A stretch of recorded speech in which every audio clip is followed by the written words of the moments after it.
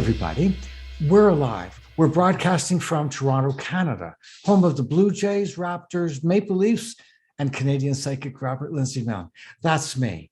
Welcome to my side of the crystal ball, episode 001. And it is a crackerjack episode. We have three segments for you tonight. First one is called WWRS. What would Robert say? This segment is, for this episode, I'm talking about and answering the question, can anybody be psychic? You might be surprised by what I say. Segment number 2, once again, is around 15 minutes. And this segment is called The Expert's Chair. And we will have experts from around the world coming on talking about sharing their information as an expertise in their special fields. This week's episode is with Asha Messenger, and Asha comes from the land of Down Under, the land of Oz, Australia. Asha is a consciousness teacher, mystic, a reader, channeler, healer, with a lot of other interesting skills that she'll be sharing with us. Segment number 3 is called The Main Event. And for this episode, the main event is with East Coast Myke with a Y, West Coast Myke with an I. The name of their podcast is called Gripping Reality. When I saw the two Mykes on their podcast, I was gripped. I thought at first they were psychologists or therapists or teachers or just a couple of good old boys getting together, laughing and having fun. And then I discovered something about them, and that has had a big effect on my life. Stick around and hear what they have to say. And that's going to go on for about a half an hour. But before we get to these guys and to Asha and to WWRS, I have a request. If you're watching us on YouTube, write a comment, and subscribe to our channel. And incidentally, I'm sure you know that subscriptions are complimentary. You can find us on Apple, Spotify, and any other major podcast site. If you'd like to get in touch with me personally, you can find me on Instagram, Facebook, and my website, www.robertlindsymilne.com. My first WWRS guest is Lucia, all the way from Vermont.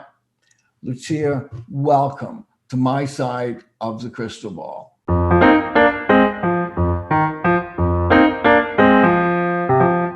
Hi, Robert. Thanks for having me. Oh, it's so exciting to see you again. So what would you like to know from good old Robert? What's on your mind today? Well, actually, I was wondering, do you believe anyone can become psychic if they learn a certain skill set? Well, yes. If you think of a bell-shaped curve, and at one end of the curve, the one far end, there is one person that has zero sense of awareness or psychic ability. And then when you go to the other end of the bell-shaped curve, there is someone there that is absolutely 100% aware psychically. And then the rest of us fit in between. So is everybody possible? Probably not. But most people, it is possible. And the reason why it's most people, it's possible for them to learn to be psychic is because we already are psychic. See, being psychic, if you look at the word psychic, it comes from a Greek root, psyche. And psyche means mind, soul, or self. So if you got one of those three, you have a psyche, and when you have a psyche and you use it, you're psychic. That's what being psychic is. Now, it's a natural instinct, a natural awareness that almost all mammals have that sense of intuition. And by the way, that's how come we human mammals made it out of the caves, because of our instinct, our intuition. Have you ever been somewhere, maybe having lunch at a restaurant or something, and you look up and there's somebody looking at you? Or maybe you happen to be looking at somebody and they just turn and look at you. Perfect stranger. That's being psychic. The reaction to know that there's somebody there. Or have you ever thought of somebody you hadn't seen in a long time, or and all of a sudden, out of the blue, you hear from them? Or as a mother, have you ever started thinking about one of your kids and all of a sudden they call you? Have you ever? Okay, now that is a natural ability, instinct that almost all of us have. And all we need to do to become more psychic is simply to practice, to get in touch with our instincts, our feelings. Now, there's a very big difference between being psychic and being spiritual. It's two different parts of the brain. Now, often people that are spiritual or spiritually focused will become psychic or are psychic, but they're not necessarily always the same. So somebody can be psychic and not spiritual. So if we look at being spiritual, being spiritual, we interpret being spiritual. So, I'm a spiritual person, right? Well, what we interpret being spiritual as being positive. I'm evolved. Well, just hang on to your chair here, because spiritual being positive, there is also the opposite. And because in this universe that we live in, and certainly on our planet, in this solar system, and in order to be one thing, you must be equally the opposite. So so if there's negative, there's positive. If there's positive, there's negative, and they cannot exist without each other.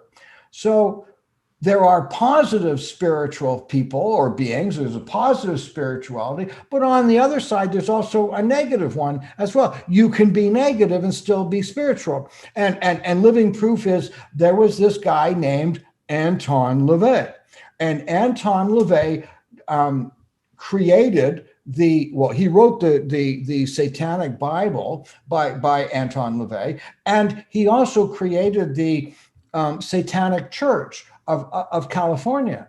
Now, this dude was a spiritual dude, but he's not the kind of spiritual you'd really want to be around. So remember, when you're talking about being spiritual, just remember that there's positive and negative. So that's really important to clarify. So being spiritual comes more from another part of the brain as opposed to the psychic part. The psychic part just comes from our instinct. Now, I often teach a seminar right now, it's just a one-day seminar where I take a group of people, strangers, and put them in a room, and I guarantee to these strangers that they will do a psychic reading for a stranger in the room that day, or I'll give them back their money just at the end of the class. Now, the rule is you have to do the exercises that I show you, and within about 2 hours. Now I've taught this class to. The biggest group was about 310 or 15 or something, and the smallest was a group of 10, and then everywhere in between. And I did it for about 25 years. And I would take this group of people, and within 2 hours, they would be sitting across from a stranger, and they would be being and doing psychic readings. And the biggest thing that I concentrated on at the beginning of the class was what being psychic isn't.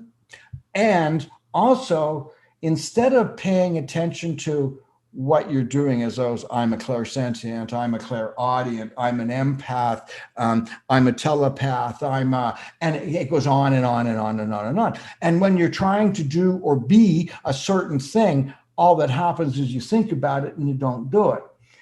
Being psychic is getting in touch with what you feel. Get in touch with your feelings. Get in touch with your emotions. Get in touch with what's going on inside you. It doesn't matter whether you are a channeler. You channel all you want. It's still coming through you. And when it comes through you, it's a part of it is you.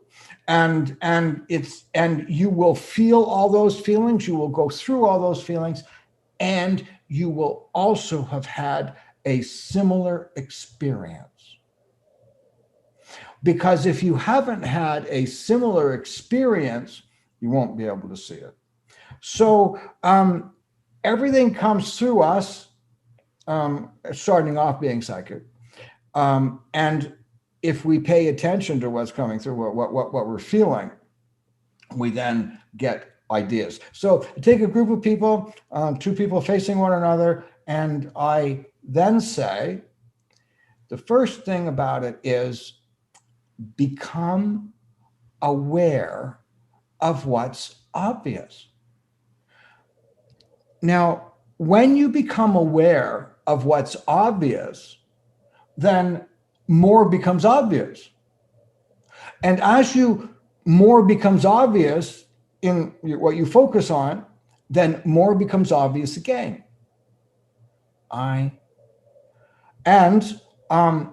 It continues to, you get to a point where what seems obvious to you is not obvious to anyone else. So it kind of goes like this. And I'll use a different example about paying attention to what's obvious.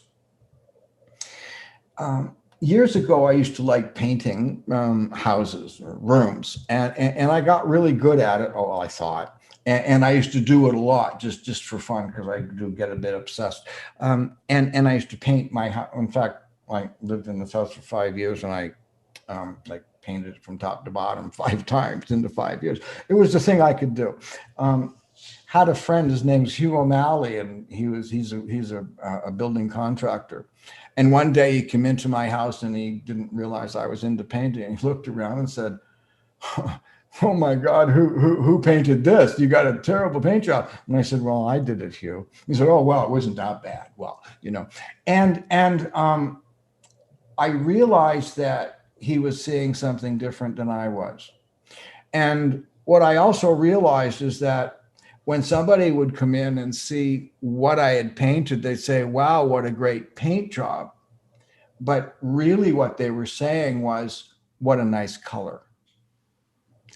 Hugh walked in, looked around, and saw all the flaws that even though I painted them, I didn't see it, because he's around it all the time as a contractor. And to him, it was obvious. And he didn't even have to think about it. He just walked in and saw it because it was obvious. And I asked him, how did he see this? And then he pointed out where the mistakes were. I never unsaw those mistakes. And what I realized was, once I saw them, they became obvious. And then what happened in that obviousness, then what happened is I started seeing even more than what he pointed out. And I became more aware of what's obvious. So when you're going to do a reading for somebody, or you want to tune into somebody, what you do is become aware of what's obvious about the person. Look at them. Now, becoming aware of what's obvious and using our psychic, our intuitive abilities. What our psychic abilities are is often called an extra sense, ESP, extra sensory perception, implying that you have to have another specific sense. And to have that other specific sense, you have to be really special. Well, au contraire. Our sixth sense or extra sense,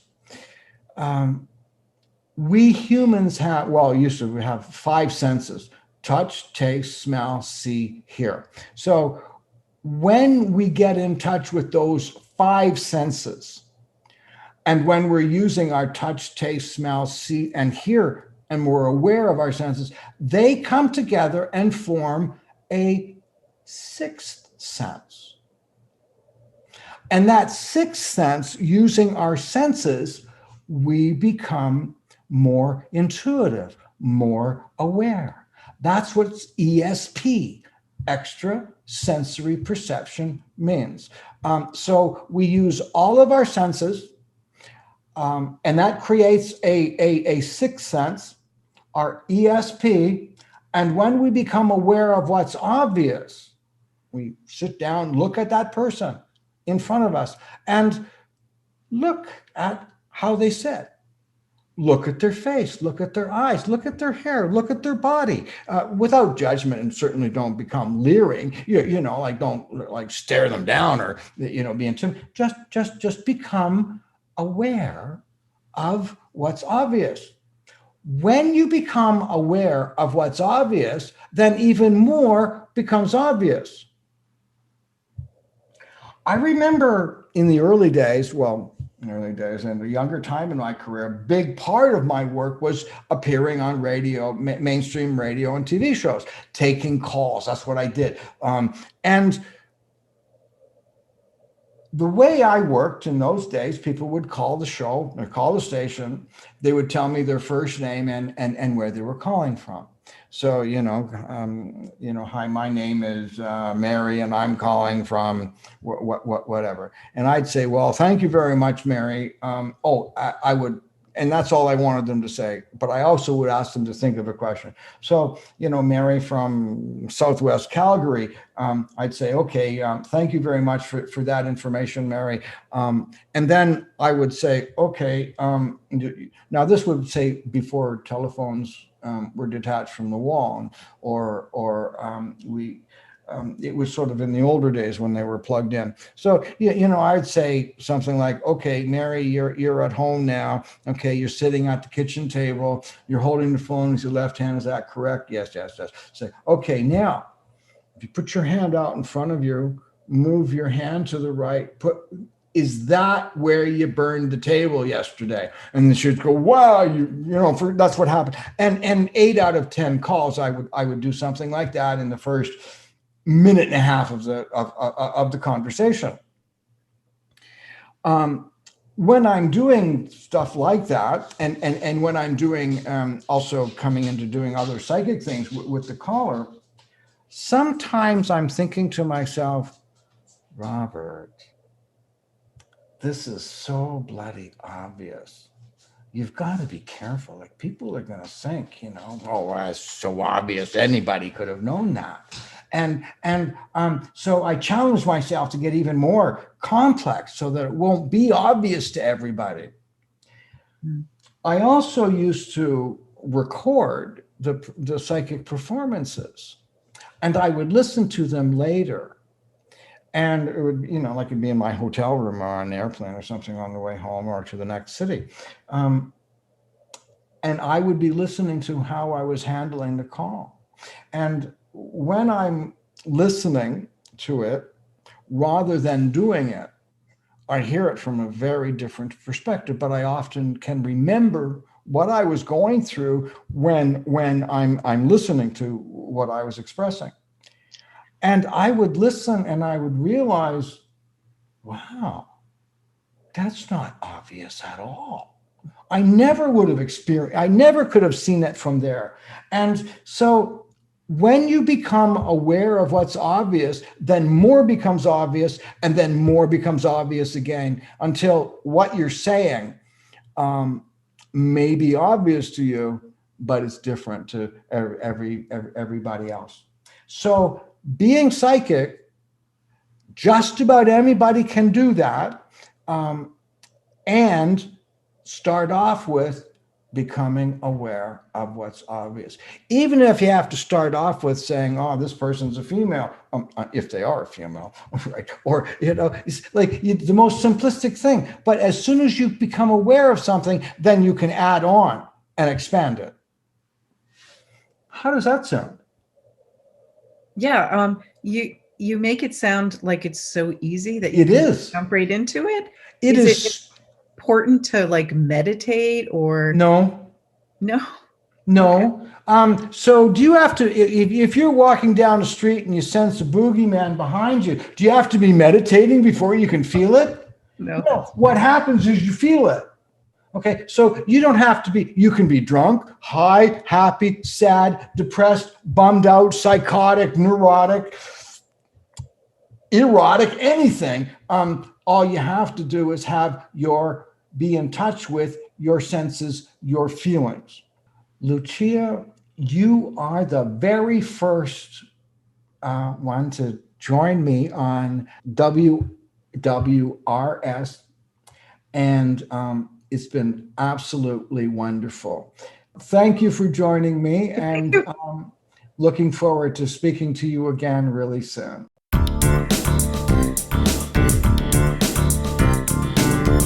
One question that I've been asked, probably more than any question ever, is how did I know I was psychic? I'm curious. What gave you the sense that you could see, feel, connect with people that other people couldn't? How did you notice that or know it? Or when did you learn it? Well, I was very blessed, Robert, because I came from a family that had a lot of psychic and mediums within it. They didn't know at the time. They didn't know. They didn't know they were doing this sort of work. And also I was born in India. Oh. So I was very lucky being born in India because this is very normal.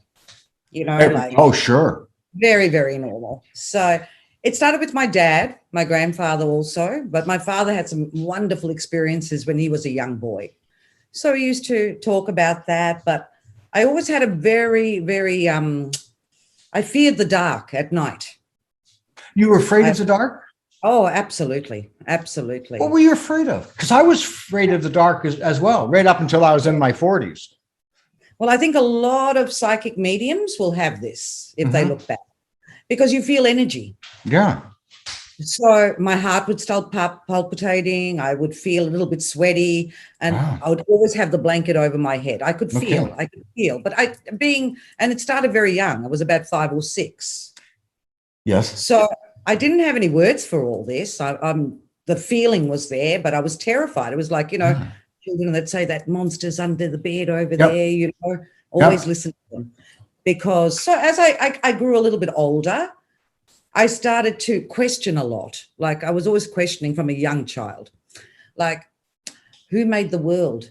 Now, how did the universe come about? It was constantly used to do my head in. Where did it all start? And then I used to have a lot of feelings. Like I used to constantly be able to like pick up on people, like that. Yes, I do. That empath sort of, energy. So that's how it started. How did that affect you as a child if you were feeling all these things from people and not realizing it was unusual to? I was all right, Robert, because we used to speak about it quite freely. Oh, okay. All right. I wasn't in a family that would shut you down or, that was my background. Yeah. Okay. Absolutely. No, I was very blessed. Very. So blessed. you were encouraged. Not encouraged, but I was allowed to.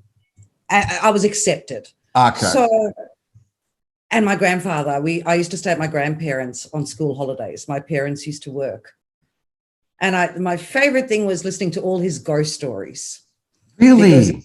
Oh, yeah, it's so many. I mean, real life ghost stories, like when he was young and what he experienced and things. So it was always talked about, just like really quite normal sort of conversation. Yeah. No, wow. In my life, it was put down, ignored, challenged, rejected, and that's astonishing. No, I'm kind of jealous. Wow. Yeah, I was very blessed, believe me.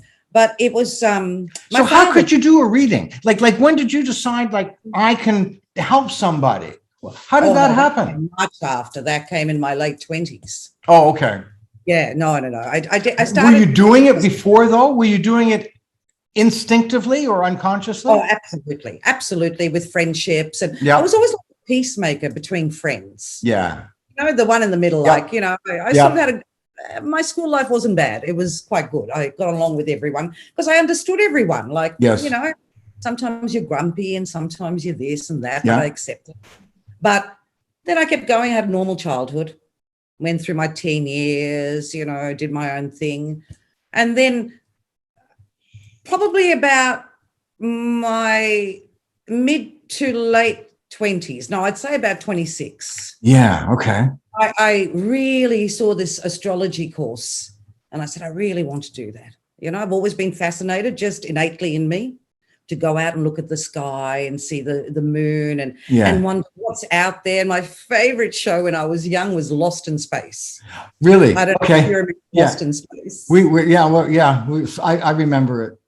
I used to rush home from school. It was on about 5 p.m. at night, and just had to watch Lost in Space. So I said, I'll take that up. So I went and I did that course and I enjoyed it, but it wasn't my thing. Like it was great. It was too much mathematics for me. Too much detail. Too many numbers for me. Yep. I don't think like that. We're on the same boat. Yeah, absolutely. But one thing led to another. I couldn't tell you how many courses, how many workshops, how many things I did. Then I was interested in healing. So I did Reiki. So I did level 1, level 2. I attained my master's. And back in those days too, we had to give service to our master. It was like 300 hours where you go, if there was a group healing to be done, you just go with that question or whatever. So it was a great groundwork. These days it's a little bit faster. But back then we really did the hard yards. And then that went on to holistic counseling. I said, it would be a great marriage between the psychic stuff and just learning a little bit about, where all this comes from, the shadow side of us. Perfect combination, being intuitive and have knowledge at the same time. Exactly. And then I was overseas. And that was my first experience. What does overseas mean to an Australian? Oh, overseas was overseas. But whereabouts overseas? There's a lot of water. Whereabouts? Literally, I was in Seoul, Korea. Okay. So that was my first time I astral traveled. I was in a hotel room, watching television. Yep. Fully conscious, fully conscious. I literally went under. Literally, I couldn't tell. I did not fall asleep. I literally just went under. I was watching back then, and it's a bit politically incorrect at the moment, but I was watching The Cosby Show. I remember it so well. Yes. And fully awake, Robert, fully awake, and literally went under. Then I saw myself outside of my body. And I panicked. So when you say go under, that means you lost consciousness or went into a altered state of reality? Literally, what happened? I must have gone into an altered state. Okay. Right. And I knew it. Okay. I knew it. I was conscious of it. Wow. So I could literally, and I panicked because I was trying to pick up the phone. I remember trying to pick up the phone and it was just going through me like I was the ghost and it was just, I could not pick up a solid item. Wow. And then I said, oh my gosh, I knew my friends were down the hallway in another hotel room. So I was trying to get out of the door. So I was walking towards the door and I just could not grasp that handle. And then all of a sudden I was in their room. Wow. So I could literally see they were talking and whatever they were doing at the time, trying to get their attention. But all of a sudden, bang, I was back in. Wow. So to be honest with you, the first couple of times, because 3 times that happened spontaneously. Wow. And for me, it was a little bit, it wasn't like going into a meditation or really practicing this. It just happens to me automatically. Wow. I can consciously. The first time it ever happened, and now I didn't realize it when I was 5. My favorite thing when I used to go to bed when I was 5 was literally my body used to levitate, not my solid earth form body. Yeah. I could feel, it was like going up in a lift and coming back down. I know it. Yeah. And I loved the sensation. It was just, I was 5. I didn't realize what it was. All right. I used to go, whoa, this is so much fun. But I had that ability. You know what? I have, in my work, sometimes I see the completion of people's lives. And sometimes I have described that process as like being in an elevator, and the evolved ones that are evolving as they're completing their life is like going up we say elevator, in an elevator, watching and feeling our spirit, soul leave the body and go off into the next level. That's what it looks like and how I've seen it. Yeah. Like that. I haven't done that since I was a child. Oh, you haven't, eh? Oh, okay. Oh my gosh. Back then, I just didn't realize what it was. You could do that now. Like you could project yourself around the world or the universe. I probably could, but it's not one of my favorite things. Oh, okay. Because I'm a very meditator. You know, some people have to sit there and really concentrate. I can go into a meditative state within 5 minutes. We're connected. I can see that. Very, very, very deep altered state. So I have to be a little careful. Even to meditate on my own, it's a little bit like I like to be in a group or the collective, you know. So but that's sort of like some of my experiences. And as I said, then I did all these courses. Then I started, of course, to start working one-on-one with people. So when did you actually start doing the intuitive psychics? Well, always, but when did it actually get acknowledged as in Asha, who does readings? Like how did that happen? That literally, I was very lucky. Doors opened, because spirit will lead you. If you need to do this work, even if you resist, they're going to make it happen. So I was very lucky to be invited to people's shops and lots for just unknown people, like word of mouth spread. To this day, Robert, I don't do much advertising. I just really, honestly, I've been so blessed because whoever needs to come I always believe that spirit will lead them. I know my spirit team, and it's always, you need to see that person. How many are on your team? Your spirit team? 3. Okay. I have 3. I have, one of them has been very close to me for many, many decades. He's actually my father, my true soul father. We had a lifetime in Atlantis together where we were actually in Atlantis together. He was my father in Atlantis. Wow. So he's always there, and I talk to him probably daily. That is so cool. Yeah. And it's sort of like, when you first start, like I tell people, they go, how do I know I'm talking to my spirit guide? How do I know, I'm not going crazy? I said, look, it's practice, because everyone feels that. Even at my level at the moment, I'll still think, oh my gosh, am I trying to project this so I can get the answer that I want to hear? But no, he's quite stern with me. When things need to be done, or if I'm too impatient or whatever, he'll communicate. So I suggest for anyone out there. Do you actually hear a voice, or do you feel it? Oh no, I actually hear a voice within. Inside your mind. I'm a very good, I actually see him. Okay. I know what he looks like. Okay. We can walk around. We can sit on a park bench. We can, we can just have a conversation. Absolutely. Okay. The other guide I've got is Archangel Chamuel. Now, Archangel Chamuel is a beautiful soul. Absolutely. He's some people use him for love, but he's an all-rounder. He's a protector. He's just, I find anything you need, anything, I just have to ask, and this wisdom comes through. He's got a very benevolent soul, very kind, very gentle, very loving soul. Okay. So he's sort of like, when I say guide, he's more an angelic protection. where he's around me. And then the third guide, which I've known her for years and years, but I still don't know really her name. Okay. I just feel the energy. I feel her energy. I can physically tell you what she looks like. She's Assyrian, and she's got a very ancient Assyrian and long, beautiful black hair and, gorgeous looking woman. But our communication is more, she'll give me that very, it's not a day-to-day communication. She will probably come when I need her the most in life, or when I really have that, I can't do this anymore. Everyone has that time where, Yep. We're all having a huge... And our work thrives on that too, by the way.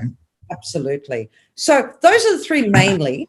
I mean, but I do think sometimes you can have walk-ins at particular times of your life when you need them. You can always call on the angels, because I always believe the angelic realm over there, they need to be asked. So whenever you need them, just call out on. They're always there to help. Okay. So you were going into shops that let people do readings and things like that. Yes. So when did it become your work, your job? Probably about a decade ago. So about 10 years ago. Just 10 years. That's 10 years ago. But I was always constantly doing something. It wasn't like I wasn't. Of course, I understand. And it would be like, I'd have to leave I couldn't go to a party and say what I did, because it would just be. Have you ever had that experience? Yes. Yeah. Yeah, well, you remember I've been doing this like about 50 plus years. Yes, I've had that experience. It's caused me to be a hermit, actually. Yeah. Oh no, I'm not a hermit. I'm quite an extrovert. Although I love my own time. I love my own. I love the balance. I've got to have my own time. I've got to regroup. But and then it just expanded, Robert. I can't. It's just when somebody comes to you for a reading, and I know that you're doing a fair amount of internet on, I think you call it overseas reading. You do a fair amount of online readings now because of the pandemic. How do people get their readings from you? What do you do? Like, do you just, my technique is I just talk. But other people have other ways of it. How do you start yours, or what do people get from you? Well, because I do quite a variety of things. Okay. So when someone comes, I will ask them what they need. Okay. Why are you here? What do you want out of it? Mediumship work. I can connect to spirit. I also use my cards, but I'm an intuitive channeler. Okay. So when they come in, first I'd like to know, I like numbers, still a little bit of numbers, because I want to know where they're sitting in that year, because every year we have a personal life number. All right. Not your life path. Yeah. Okay. Yes. Personal year number. So I like to see, and it is literally so accurate where that person is in their life. Okay. So we have 1 to 9, 9 being the ending, 1 being the beginning. So they come, I see where they're sitting in their life. You do it in your head, or do you? I can count 3 plus 4, Robert. Okay. All right. Yeah, it's simple math. It's just like, of course. You're just adding your day of birth, your month of birth, and the year that the world is in. So we're in 2021. Yep. So we're in a number 5 year. So the world is in a number 5 year. Okay. Okay. Right. Okay. So, and what's that all about? Change, dramatic change. Everything is in the air. Everything is changing. Yeah. We should get a little bit more harmony next year, because we go into a 6. Okay. So hopefully by the end of next year, hopefully by the spring, the Southern Hemisphere, September, our spring of 2022, hopefully things will start to get balanced. All right. I'm not going to go into portals and all that, because we haven't got time for all that. Yeah, we haven't, but we will. Yeah, we will. I'd love to chat with you more about a lot of other things. So, so they come. I use my cards. I have a lot of cards. Use my cards. Like tarot cards, like playing cards. I'm at my table, so I can show you some of them over here. Tarot cards. Now, I use tarot. Yep. All right. Just 78 cards in a Yep. normal tarot deck. All right. So there's tarot cards. Then, and I also in Melbourne, I do teach and hold workshops and seminars as well on a lot of different subjects. Now, I also use Lenormand cards. Okay. They're pretty pictured cards over here. They are beautiful. Then I use an oracle. Now, an oracle will be just like and these are beautiful. Do you know Denise Lynn? Well, she's she's an American, but she's got some wonderful cards. These are called Gateway Oracle cards. So I can pull out, look, let me just pull out one card for you. Okay. I love that. That's great. Yeah, let's see what Spirit wants to pull out for you. Oh, Spirit wants to talk. Spirit wants to talk, Robert. Okay, wow. Honey, awakening ancient wisdom. You are the oracle. You are the oracle. You know, emerging into grace. How beautiful. Your best is yet to come, Robert. I know. I can feel it, you know. Don't worry about age. It's all energy. Yeah. And following your bliss. It's exciting time for you. Absolutely exciting. It feels like it, you know. 3 different sort of sets of cards. They come in there's romantic cards. I do love readings, whatever you want. Then I have some divination tools. Now, this is a lovely pendulum board. I don't know whether you can see it. Yes. Okay. And I use a pendulum.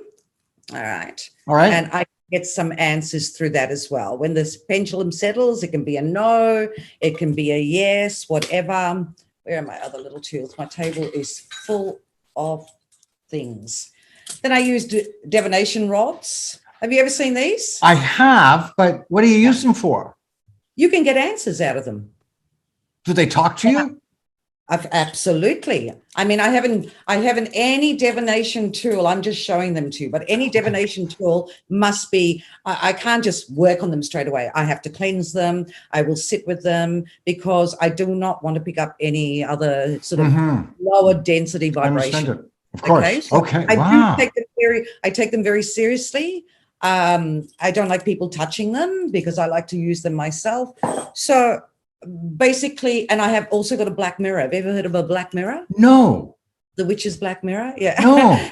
It's literally an obsidian, I wish I could find out. What's obsidian? I've never heard of that word. Like, that's pretty fancy word. Obsidian. Yeah, what is it? Crystal. It's a okay. So it's is it really black? Oh, absolutely black. Wow. Absolutely black. Does it give a reflection? Or yes, it does. It does. Wow. I actually visualize very well with that. It works very similar to a crystal ball. I don't know where this is I don't want to drop this on the computer. Oh no. I love your ball. Love it.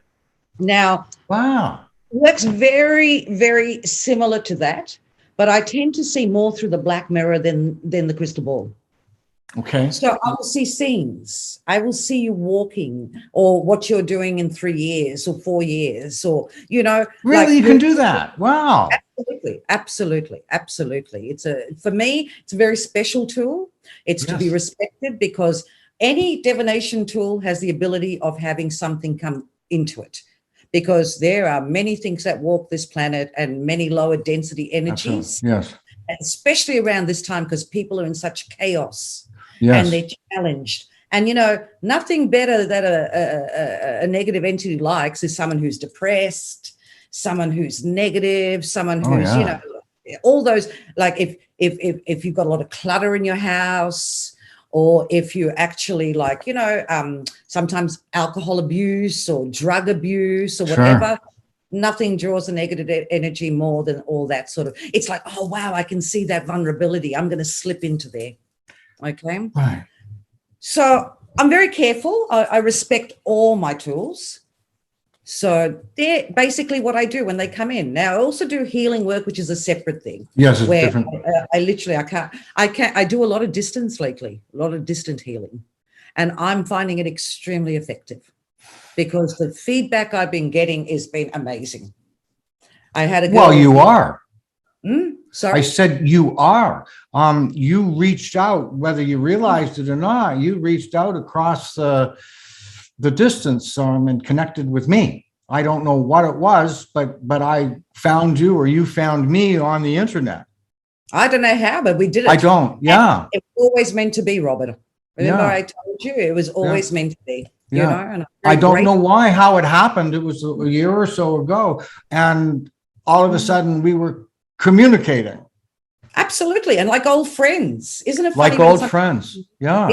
nothing uncomfortable about it. Like I can, we our private chats. We can be Well, that's very right. naughty and wicked Yeah. and our little naughty jokes, but that's the thing. It's the soul connection. Yeah. You know, we've probably So had it's many been lifetimes together. maybe. Lifetimes. So, okay. That's,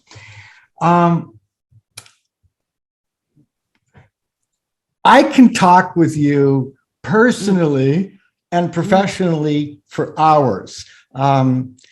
We don't have quite enough time now to go into more, but this has been a fascinating conversation with you today, Yes. Asha. And you are going to be on the special segment called The Expert's Chair. And Yes. I hope that in the next little while, we'll come back and we'll be able to talk some more. This has been absolutely fabulous. Thank you. By the way, how do people get in touch with you? Well, as I said, I'm not a big one for advertising, but Well, we're going to be changing some of that soon. Absolutely. I have an email address, so they can directly contact me on my email address. And what is it? It's Say it. Asha. This is all one word. Ashas, ASHAS. Yep. Temple, TEMPLE of healing @gmail.com.au. All right. Okay. Will you put it up on the screen? Or Absolutely. That's going to be put up on the screen. And also, I have a Facebook page as well. How do they find you? I don't have my actual, I should have got that. Asha Messenger. Yeah, Asha. So all they have to do is type in on Absolutely. On Facebook. That's my fun page. That's not really, if you come onto that page, be prepared for a few laughs. And, I don't take things too seriously, because in this world at the moment, we need as much joy and laughter as we can muster up.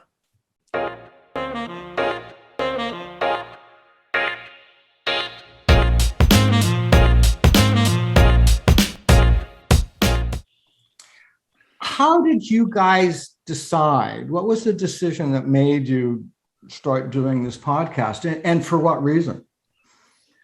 East or West is good for me. Oh, wow. I That's think a great way of phrasing the question. Myke, should we analyze the question first? I think that's the best way to do it. No, just speak from your heart. Can anybody make us do anything? That's another question. All right. So why did we start our podcast? So what led you to start your podcast? What was your reason? We had too much to say, and neither one of us would shut up. And we found out that one good tool for marketing when we're getting live gigs or training is go to our podcast. You'll see what we're really like. Okay. So it's kind of a business card. It's kind of a dumping station for ideas. It really is to stir the pot. But mostly Myke and I just like talking to each other. And we thought, hey, why don't we record this and put it up on our podcast? And that was cool. So just two guys talking together about sharing ideas? I think we actually said that, didn't we? Yes, it's just two guys talking together. Like we don't have a script and we don't have a program promoter we just are two old white guys talking, and let's see what happens. And I think it actually came out of, that's very real, but it came out of, we do trainings and all this kind of stuff. Oh yeah, we do that stuff too. Yeah. So it was like, well, this would be really good to have. And then we can send people to it. And that's why we do all the various topics, but we try to tie it back into what we spend time training. And quite frankly, everything we do is we try to, we endeavor to help people move forward in their lives. And, in a serious sense now, that's really what we're about. We've had the privilege of living life for a while and experiencing a lot of things. And we've learned a lot, and if we can help other people maybe not hit the same potholes we hit, be able to do better than we did in life, we're all about that. That's really how the kind of the gem of what we do overall. Or they maybe won't do better than we did, but they'll do better than they would have done if they hadn't actually gotten some counsel and help and a little bit of encouragement from us. It's really not holding them up to our standard. It's a person's options in the future as to whether they crash and burn or whether they just smolder and get some s'mores out. It's kind of like it is here right now. It's so smoky you can't see. Everything's smoldering. So, in the West Coast. He's not talking about our conversation here. He's talking about the actual real air in Washington State. Well, it might be smoldering here too. I'm not really sure yet, but we can see. We can go with that. Yeah. So do you so what do you do individually? So what West Coast, Myke, what do you do besides this podcast? Well,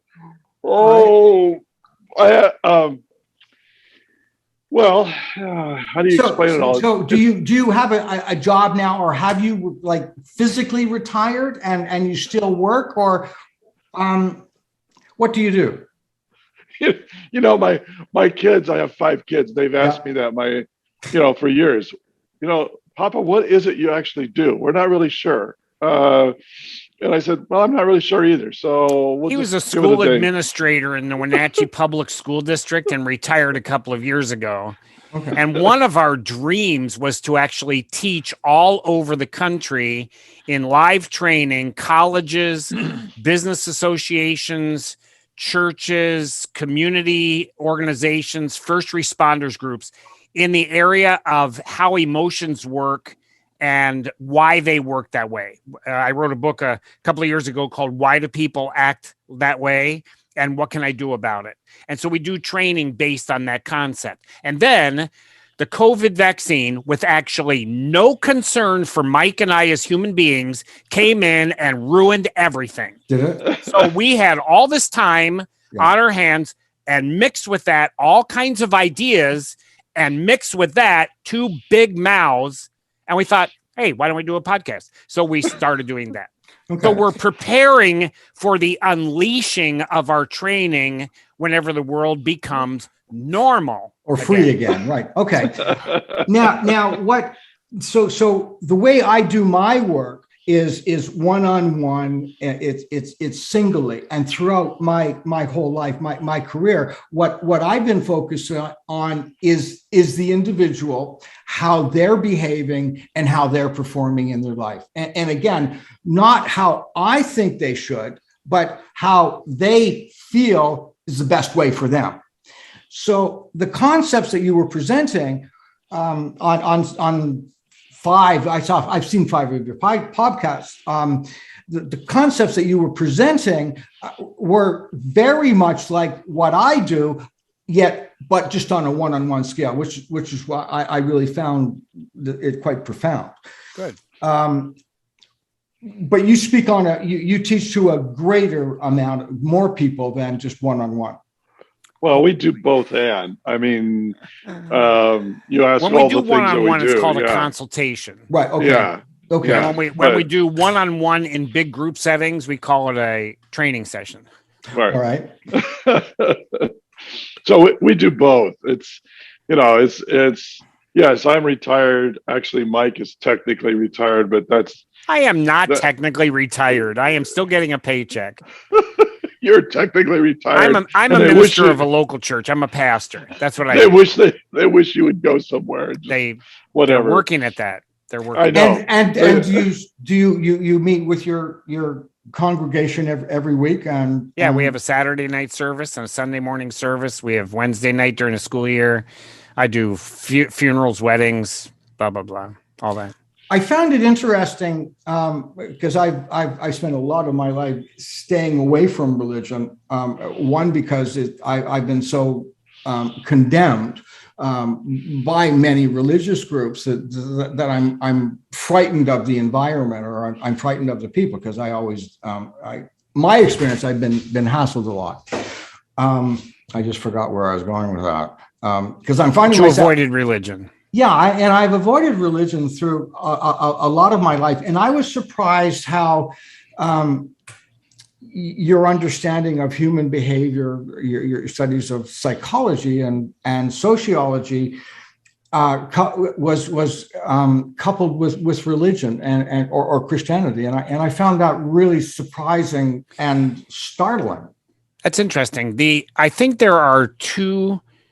I'll turn on my serious side. I Please. think there are two rails of Christianity that are truly parallel and they never meet.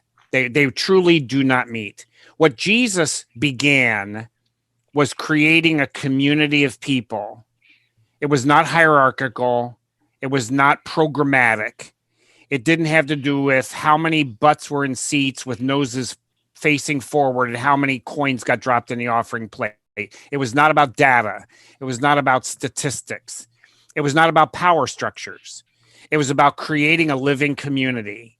And so what we have one side that we call the living community of Jesus Christ, and the other side is the commercial church.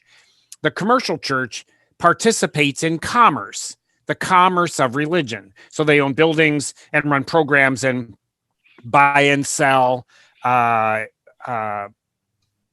materials and sermons and books and all that kind of stuff. And the challenge is when two human beings get together and create an identity, there is automatically a power structure. Power is all the adverbs of any situation: who, what, when, where, why, how long, all those questions, how those questions are answered. And one person will set the agenda and they'll say, here's what our name is going to be. Here is what our doctrine is going to be. Here is when we're going to meet. This is how long you're going to sit there. This is what you're allowed to talk back or you're not allowed to talk back. So there'll be policies, and that's power. Now, power can be used in a good sense. It can be benign or it can be detrimental. So that remains to be seen. But whenever two human beings get together, two children in a playroom, one of them will dominate who gets to pick up what toy and how long they get to play with it. It's something in the nature of humanity that power issues come right to the front. I think what Jesus did was to create a community that did not run on commercial principles. And that's really hard for the modern church to understand, because when it melded with the Roman Empire was entirely about power, entirely. It was not about the mystical, the spiritual, the ethereal. It was not about truth.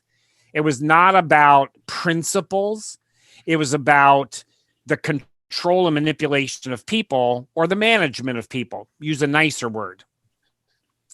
Family, individuals who are adults became Christian followers at the beginning.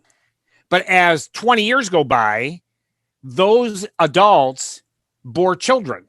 And then the question is, who's going to be watching the children while we're sitting at the feet of Jesus? That is an incredibly practical question that has to do with power.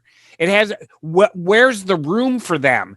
Who's going to be overseeing them? What materials are 4-year-olds or 14-year-olds going to be getting while the adults are sitting at the feet of Jesus?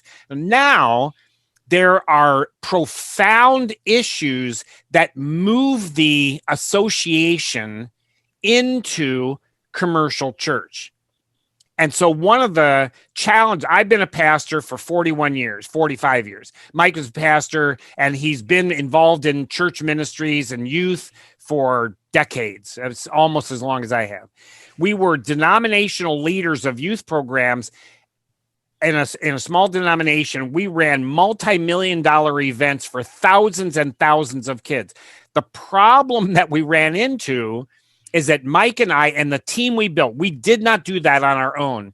The team that Myke and I built, about 250 like-minded men and women who were engaged in this process, were building a community of Jesus Christ.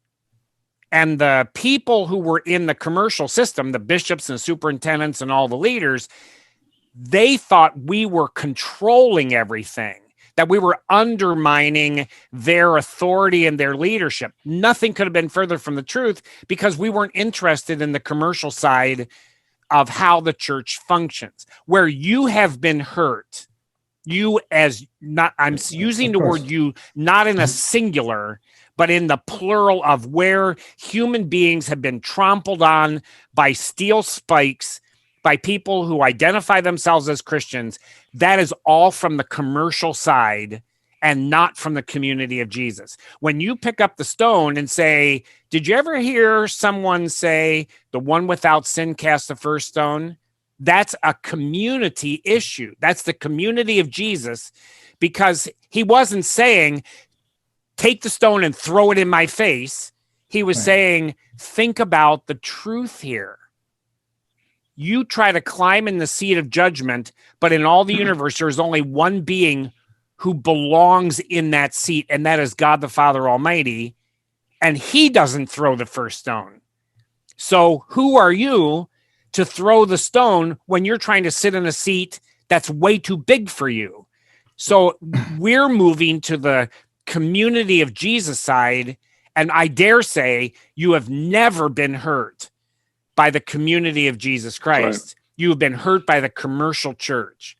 Right. And if you can separate those two, even if you call the one religion and the other one spiritual, I don't care what terms you use, you'll be able to differentiate between the wounds and the healing. Yes, I agree with that. I understand that. Thank you. Thank you for explaining that, Myke. That really means a lot. You put a lot into perspective. I've never been able to. I've never experienced the difference. I think, or that there is a difference. You know, one is the same as the other, I think. Well, I didn't. And I think I think that's the sad part of what's happened. And I get it, because I've been in the church my whole life, like Myke says, but I was a pastor for almost 25 years as well before I went into education. And I think that the sad part about what's happened is that I think there's a great desire on the side of many people who are in the Christian business, but they don't see it or even understand what it takes to truly develop a living community of Jesus.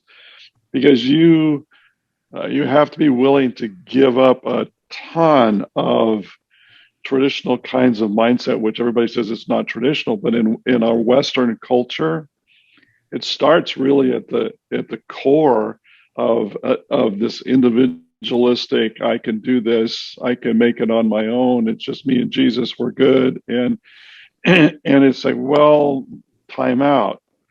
When you look at the life of Christ, what did he do? He didn't do it by himself. He had the boys in the band around him. He had the disciples.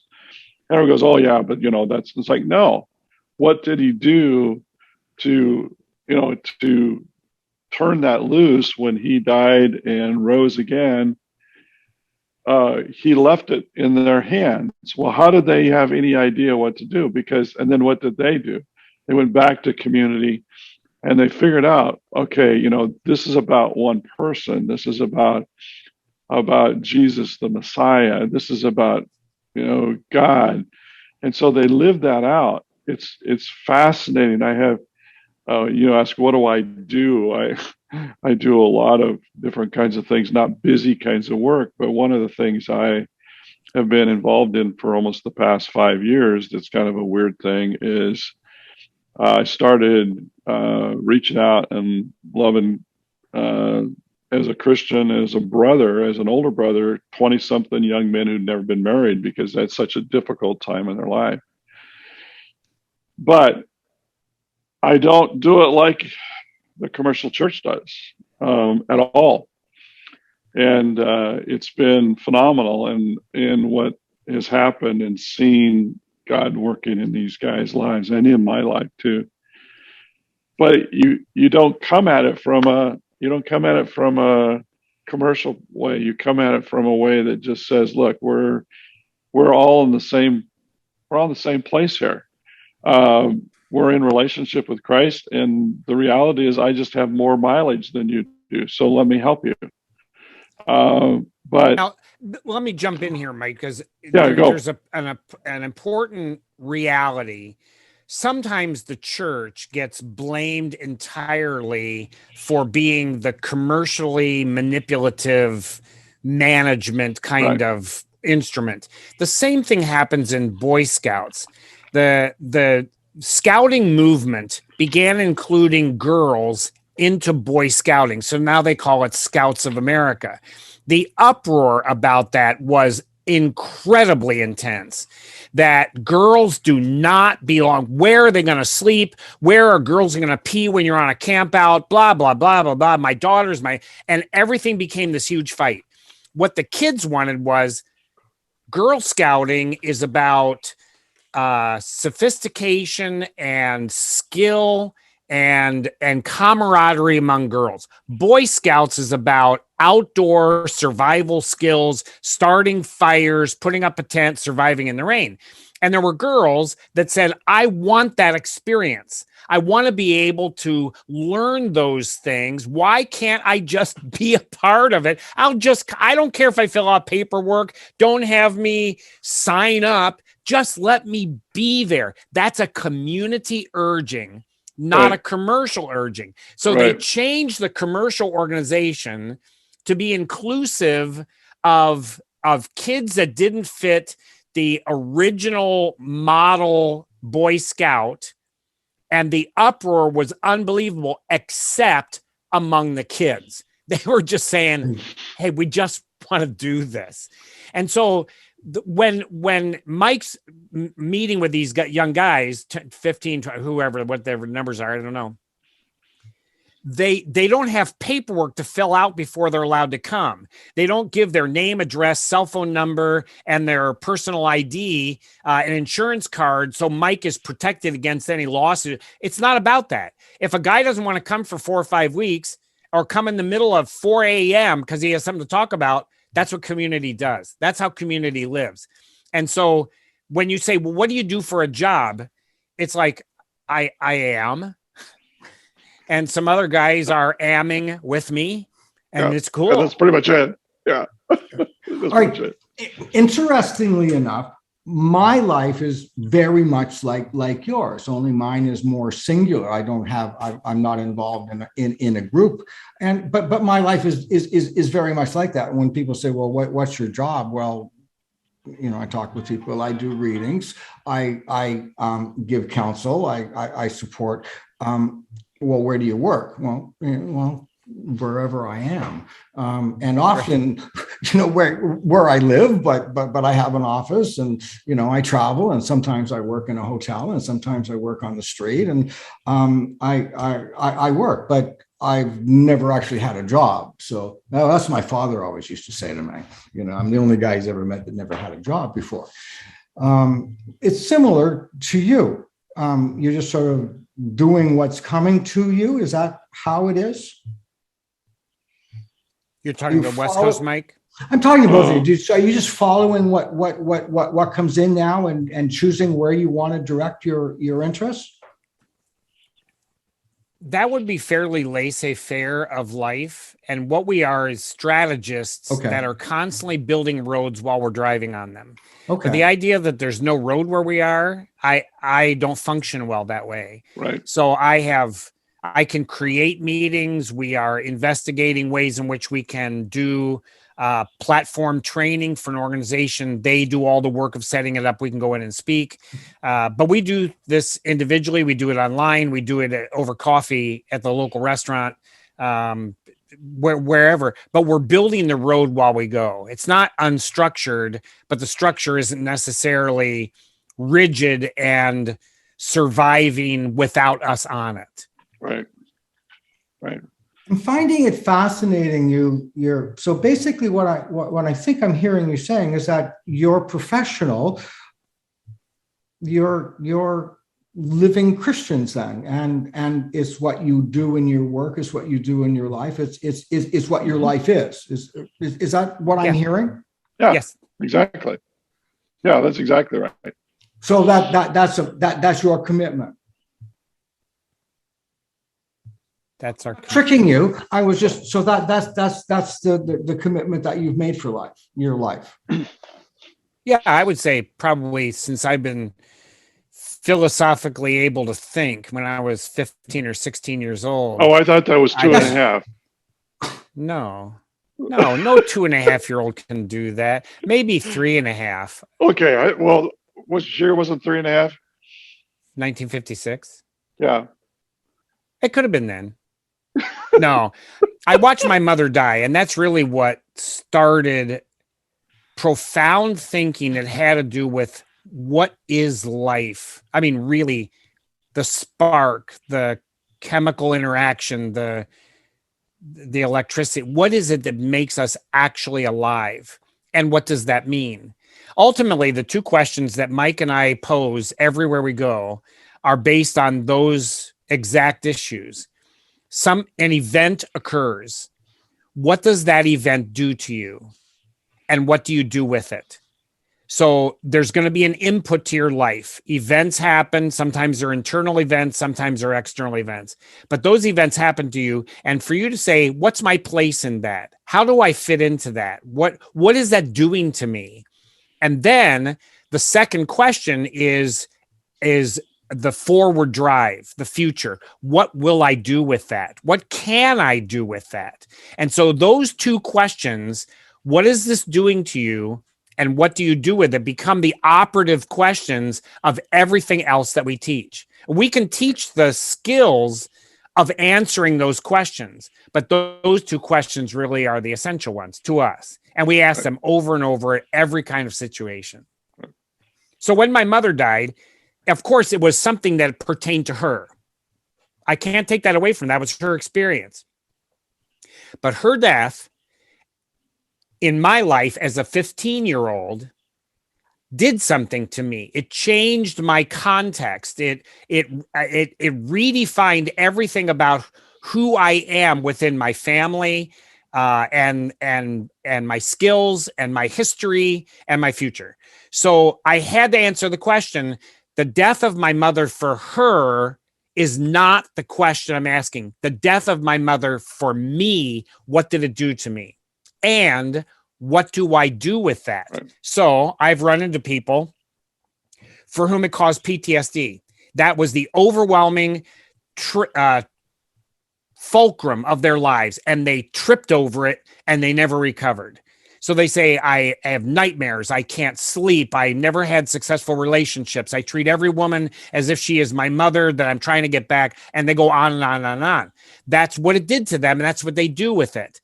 So then I can ask the question, do you want the death of your mother to do that to you? Do you want to use it that way in your life? I'm not going to tell you you can't. You can. But if you don't want that to be the controlling element of your life, can I teach you? Can I walk alongside you while you learn some skills not to do that, but to use it another way? And I've had people say, no, if I didn't grieve over my mother after 35 years, if I wasn't still grieving over my mother, I wouldn't be anybody at all. I would cease to exist. So I want to be that way. I want to be a victim.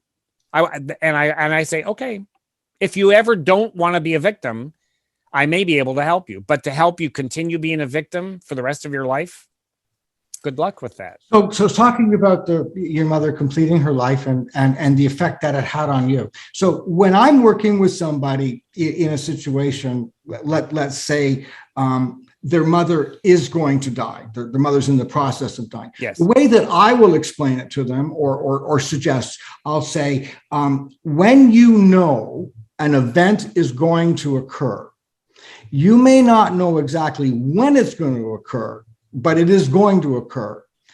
You can do nothing about it and experience it as it unfolds. Or you can decide how you want to experience that event. And that's the part that you can control, how you experience it and what do you want to get from it, and how. So that's where I come from in my work, just very similar. And that's to excellent. That's how I present it to people. And I always say, no matter what you do, you're going to experience it. So it's up to you which way you want to do it. And if you do nothing. Now that's interesting, because I've seen people not experience that. I've seen people die who were unconscious. I'm not talking about the person who's dying. I'm talking about the person who's watching. Okay. All right. So I have been with I've been with about 70 families when somebody was in the process of dying at the moment of their death. And I have seen a woman who was in a coma for 3 weeks, totally unresponsive to the world. Her daughter was terrified. I mean, mortified to the sweats level that she was going to be there when her mother died. She refused to be in the room when her mother died, but her family was compelling her to stay. It was an awful circumstance. After about 7 or 8 hours, the daughter said, I've got to go down and get a cup of coffee from the cafeteria. One of her sisters said, I'll go with you. They walked out of the room. I could hear their footsteps, and the mother died. Right. And what's so fascinating is the daughter, who was terrified, missed that moment, but so did her sister. Yeah, it's interesting. And so that became part of the dynamic process that we talked about for a very, very long time. But the mother somehow, I have no idea of the mystical nature of this. The mother somehow knew she would prevent an overwhelming trauma to her daughter if she slipped out of her body when her daughter was not in the room. Another man had lost the ability to eat. He had 11 children, one of whom lived in Virginia. They kept calling her and calling her and calling her. And finally, after a couple of hours, got her on the phone. They put the phone by her dad's ear, and she said, "Hi, Dad, I love you." And he died. Right. Okay, so let's go back to the last one. We were talking about the children being, the woman being petrified or uncomfortable about seeing her mother die. And then the two of them leave. And then as soon as they leave, their mother completes her life. Their mother dies. My idea about that is the energy that's being created amongst those people are supplying the energy to the person that's sick or dying. And the person that's sick or dying, that energy of is helping them stay, live and stay alive. And as soon as the energy was taken away or withdrawn, the woman was able to complete her life. So that's where in a sense, that's a metaphysical position that I have no way of verifying. Because if they could take it, could they turn around on their heels, walk back into the room, and then suddenly the spark is back? The answer is no. You can't do that. No, you can't do that. So the question then is, what in reality is happening with that life force energy happening? I don't know. I mean, you made the observation that somehow the mother knew what was going on, and when the two daughters left, then she died. Okay, so from that point of view, I say, okay, well, this is how I would see it then.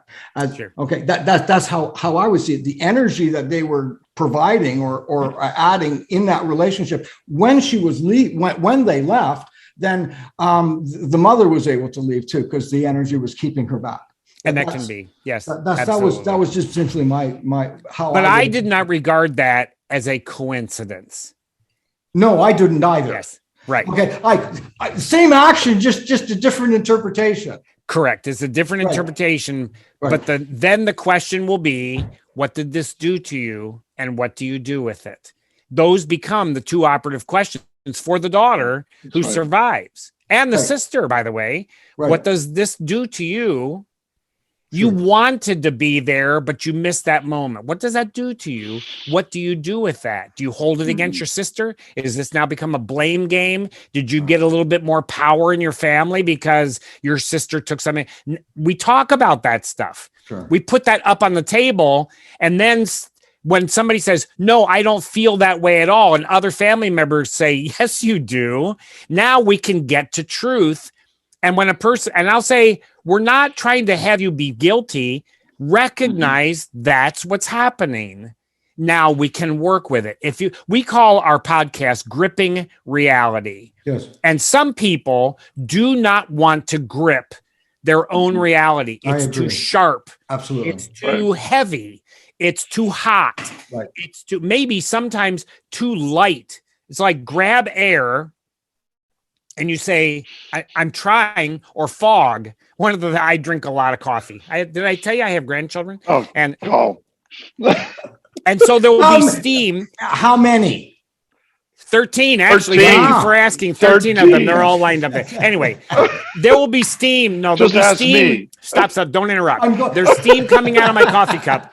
There's steam coming out of my coffee cup. And when my grandchildren are very, very small, they'll see the steam and I'll say, it means the coffee's too hot, but while it's steaming, let's try and grab some. And we always grab it and then, it's gone. So I have grandchildren that are 1.5 or 2 years old trying to grab steam off the coffee and it's, gone.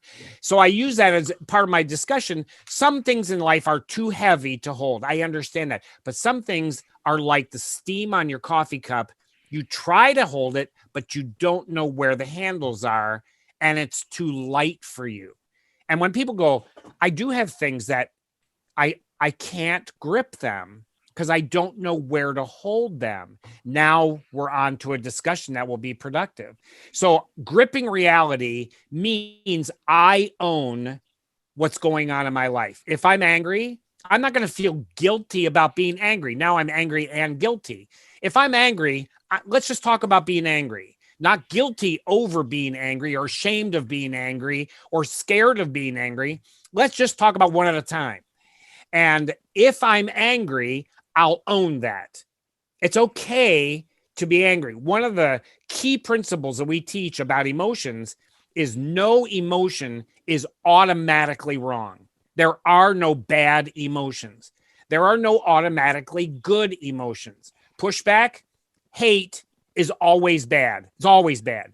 So I hate what cocaine and opioids are doing to the young men that live on my street. I hate that. Oh, wait a minute. Don't hate. You should always. I love what cocaine and opioids are doing to the young men. No, I hate it and I want to change it. So the issue is not that the hate itself is wrong. It is, what is the purpose of my hate? What's it doing to me and what do I do with it? So now I can begin to grip that. If I hate my father for what he did to me and my sisters, if I run away from that hatred and deny it, I'll never be able to resolve it. If I grip it, even though it's incredibly sharp and it's cutting my fingers, even while I talk about it, I can do something with it. And my goal is the resolution of those challenges, not the elimination of those challenges. That's great. Step one is to be able to grip it, which is take full ownership. Right. So when you said, and it's a trigger word for me, when you said, what decision made you start doing a podcast? My immediate pushback is nothing makes me. It is my decision. So when a person says, you made me miss my bus. Okay. I was very nervous at the beginning. I used the wrong word. No. Okay, but I don't believe in I believe in being accountable. We all have free choice. Right. Everything we do is our own. Absolutely. That's right. That's where I'm from. And I'm so far that way. Sometimes people think I'm a jerk, which is fine. Yeah. Well, I'm okay with it. Be a jerk. Own it. I do it. I do. Right. And Yay! I do. I was just a bit nervous and I've been intimidated, like I'm a grade 8 graduate. You guys have got PhDs. So I've just been a little bit, I've just been a little bit nervous. Hold on. So no, I've just been, whoa. Myke does not have a PhD and I do not have a PhD. Okay. So you've got. So yeah, okay. So if you have grade 9 education, Yeah. you got me beat. All Okay, right. I got So I got grade I was 22. I was a little bit nervous, Yeah. and I used the wrong word at the beginning when I said, "Hey, what made you make that decision?" It wasn't like, did somebody grab you and throw you down on the floor and say, "You got And to." I jumped all over you. I am so sorry for that. And all I was doing was, what was the thought that made you decide I want to do this? So the same thing for, what made me decide that I want to do a podcast. Well, I know a lot of stuff, and I want to share it. So I got that. Oh, that was what made me make my decision. Nobody made me. I did it. And that's what happened with the mate. I'm crazy about saying what you mean, meaning what you say. My clients get so angry with me when I say, "How are you today?" and they say, "Oh, I'm not bad," and I'll say, "Well, wait. You just told me what you're not. I want to hear what you are." So I am so focused on. Nice. Okay, so I'm going to use that. That is very good. I like that. Do you like that? Oh, I do that all the time. When I ask somebody something and they tell me what they're not, I immediately challenge it. Well, at least in my work, because it's important to say what you mean. Because when you say something that's negative, talking about something that's positive to you, what you're doing is that you're minimizing it in your own self, in your own life, in your inner core. So may I? Yeah. Do you want to turn? Come on, jump in here. No. Help. Well, no. I want to interpret my brother, because that's what I do all the time. One of the things that we spend a significant amount of time doing, particularly in our training and in our and just in our general work and in life, is we spend a lot of time talking about words and communication and what those words do. And so we probably move too quickly sometimes in how, when someone says something, we parse that very quickly because of the dynamic in our thinking. Words matter. And in our culture, and I completely agree. That is one of my mottos, right? Yeah. And in our culture today, people are acting like they don't. They act like they can say whatever they want to say, whenever they want to say it. And those really doesn't have any effect. And that is so far from the truth, because what is this doing to you? And what are you going to do about it? Because it is doing something to you when people use words that they really are not being responsible for. And so we spend a significant amount of time helping people understand how that works. We spend a significant time about broadening their ability to be able to describe so that they get a better picture of what's going on in their lives emotionally, particularly with the 5 systems of emotions that we look at. What are the 5 systems of emotions? What are they? Well, titles are okay. Yeah, when I started in ministry, I was trained. I was going to be a clinical psychologist. Right. And through a series of events, it seemed better for me to be a pastor because I could do what I do without charge, without restriction of location, without parameters being put around the professionalism of what I offered. So I became a pastor, among other reasons. That was part of it. And as I listened to people, I found out very quickly that what I was trained in psychology to analyze, people, number one, hated that. I was putting them in a box. I had a title for what they were feeling. You have borderline personality disorder. You have schizophrenia. You have anger management issues. And they got put in a box. I know how to treat the box. And so I'll treat the box and you happen to be in it. If I find out that my treatments aren't working, I'll put you in a different box. I need to change the label on the box. The most of the people, 99.5% of the people, did not want to be labeled, and it was inappropriate to label. They just want to talk about what they were feeling. They wanted to talk about what they were experiencing. So for about 10 years, I offered nearly no advice to anyone. I just listened and I let them talk and I would explore. So I began to find out that certain emotions became clearly evident as moving up and down a scale. There was a spectrum, or there was a system of emotion. One of the early ones was anger, because so many people are angry and they deal with anger from their family of origin, things that they've done. Another one is guilt. And I found out that people would have mild words for their anger, then they have moderate words for their anger, and they had very intense words for their anger.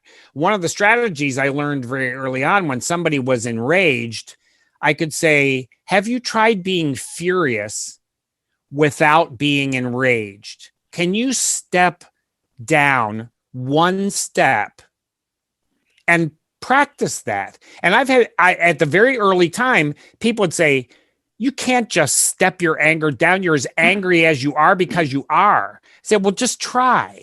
And then they would calm down and we could approach the issue from being furious about it instead of being enraged about it. I found that actually works. So I began just accumulating notes, and I found out in my discovery, there were 5 emotions, and only 5. The words we have, some are mild, some are moderate, some are intense, but they move up and down an intensity scale, a passion scale, how much energy you're putting into it. So the 5, my technical words and the general words Myke can share. The first one I call acceptance. Which we would see as love. Yeah. We would talk about it as it's being what love. I'm motivated or driven to bring to myself. I like hot dogs, but I love hamburgers. So when there's hot dogs and hamburgers, I'm going to pick up a hamburger.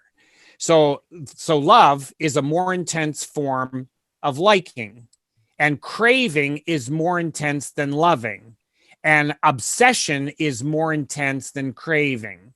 And so acceptance or love is the first of the emotional systems. The second one I call exposure. And that would be fear. We would talk about fear in that one. So a mild form of fear might be embarrassment or shyness.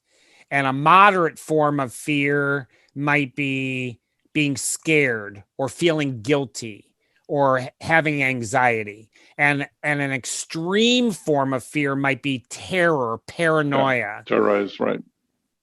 And now people can have extreme anxiety. So the word might be, oh, I'm feeling a little anxious, like you said, about our conversation today. That was very mild. You could have picked a different word. Or it could be you peed in your pants and you're sweating rivulets down your shirt right now because your anxiety is extremely high. So the word anxiety could be a 4, a 40, or a 400. So the word itself doesn't matter. It's the intensity of the emotion, and it has to do with finding safety or feeling secure. All fear, all exposure has to do with safety and security. Right. The third one I call empowerment. Which is just power. We talk about power. Anger. I know that one. Anger, right. Being miffed, getting upset, being pissed. Some people have no words. They say, I've had it. I'm done. They only have a gesture. They don't even have words. But it's the intensity of the drive to bring about change or to get control. So all the feelings of empowerment have to do with winning, dominating, shifting the power or the outcomes in some way. The fourth one I call depletion. Which we would put in the area of sadness, that whole category. Tired, feeling guilty, feeling grief, having pain or wound, being stabbed in the back, getting overwhelmed. All of those have to do with a drive for healing and recovery. It's that my tanks are drained out, right. and I want to be able to be refreshed, but I don't know how to heal. So I had a woman come to me and say, I'm depressed. My doctor wants to put me on antidepressants. What do you think? I said, let's start the conversation over. Tell me you're depleted. She said, what? I said, just don't use the word depressed. Now there's clinical depression. We want to be perfectly clear. There's a clinical issue. I am not saying that doesn't exist. It does. But the person who's intensely blue, she said, I'm really depleted. And I said, so what tanks in your life have drained dry? Right away. She didn't talk about depression at all. She went, my husband died a year ago. No one's hugged me. They're like afraid to touch me. And I haven't laughed. My laugh tank is empty and my hug tank is empty. And so we started developing some strategies for her to be able to deal with that. 6 months later, she is full of life. And the issue was depletion. So that's the fourth emotion. The fifth one I call celebration. Or that would be happiness. We would look at as being the fun meter, the happiness part. It can be joy, it can be gratitude. It's whatever causes you to shine, to give out, to distribute your life. So you see a friend you haven't seen for a while, you were chums in high school, you didn't really care about them then. You say, hey, nice face. You see somebody that you went through hell with, and you see them across the street, your face brightens up, your mouth opens up, you shout, your arms go out, you run across the street because you are so overjoyed to see it. You're ecstatic to see your friend. So happiness is a mild form of ecstasy that has to do with you shine, you brighten, you spread out. So there are 5 emotions: acceptance, exposure, empowerment, depletion, and celebration. And then there's hundreds of words, but when somebody says, here's what I'm feeling, I don't know what to do with it, I have a starting point. And now we can work off of a base and begin exploring, what is it doing to you and what do you do with it? And that in 5 minutes is our entire process. That's it. There's nothing else to add.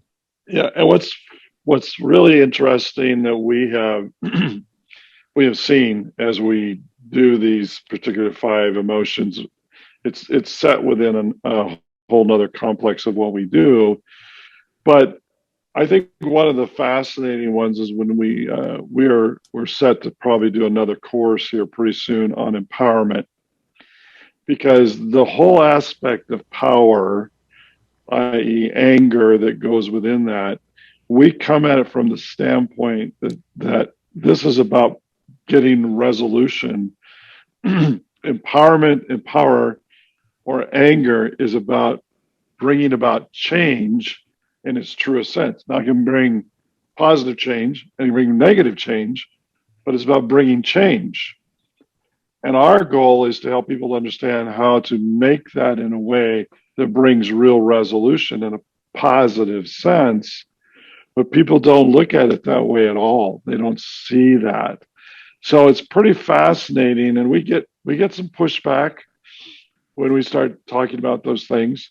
And we get some fascinating pushback even when we start by saying all emotions are neutral. And when people look at us, like, what do you mean they're neutral? And one of the ones we use about fear particularly is, people say, well, being afraid is bad. It's like, well, okay. So if you're in the Pacific Northwest, where I am, and you're out on a trail and you're with you have your, a couple of your kids and you're walking the trail, and all of a sudden up in front of you is a mama black bear with 3 cubs. And you're saying, well, I can't be afraid. And your 3-year-old is saying, a teddy bear. Let me go pet him. And you're like, ah! If you don't have fear, you're in trouble. Yep. Yeah. So fear is very healthy in that situation. Right. We're on the same page on that as well. Emotions are how we express them is what, I guess, what they become. So if we can express them negatively, we can express them positively. They are not negative or positive in themselves. Is that Right, what that you're is saying? correct. Okay. Yes, that is what we're saying. That's exactly. That's my belief as well. They really are a resource of life. I regard them as having been designed by God into our lives that go with 3 other complexes that create the way in which we see reality. The book that we have has 4 human heads in a circle. They're all facing the same direction clockwise, but they're different colors. And the first one is our complex of perceptions.